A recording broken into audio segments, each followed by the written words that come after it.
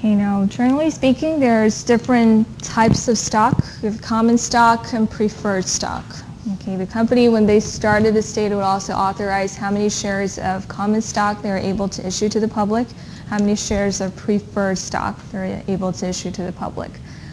Just by the term preferred, it basically means that preferred stock, preferred shareholders has some of the rights, some of the advantages over common stock.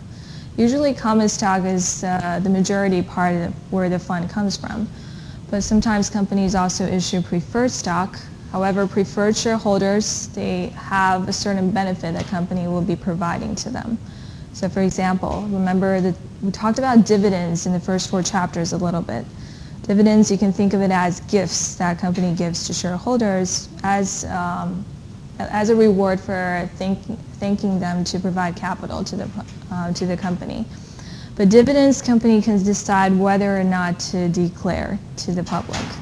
If they do decide to give out dividends, then if they have different types of shareholders, they would always consider it and give out to preferred shareholders first. So preferred shareholders will always get their part first, and then whatever is left is equally divided to common shareholders.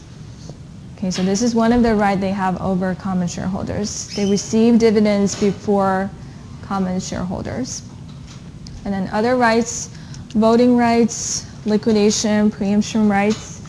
Generally speaking, if the shareholders, as long as they own 1 share, they have 1 vote to some of the issues during shareholders meeting and annual meeting. So they have a right also to provide their opinion on some of the issues, corporate issues, as long as it's brought up to the annual meeting. If you have 1 share or 2 shares, the more shares you have, the more voting rights you have.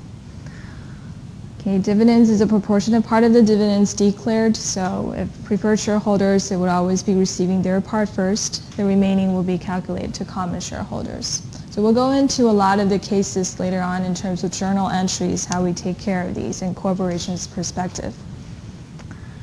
Liquidation rights. Shareholders, they have the right to receive a portion of the assets once the company goes out of business. Now in terms of what part goes into what types of shareholders, always preferred shareholders has the right to receive their part first.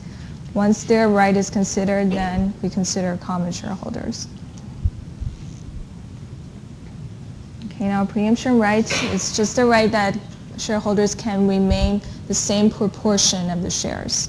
So for example, if Amazon issues 100 shares and I own 1 share right now, if they decide to issue another 100 shares next year, I have the right to purchase again 1 share of that 100 shares so that I can remain the same proportion of the percentages of the shares that I have over the total number of shares that the company issued.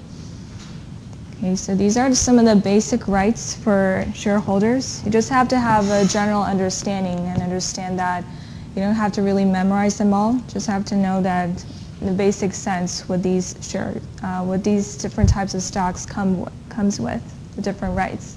And also preferred shareholders, keep in mind that it has some of the advantage over common shareholders. Okay, while we go over this chapter, you will have a better understanding when we look into the journal entries.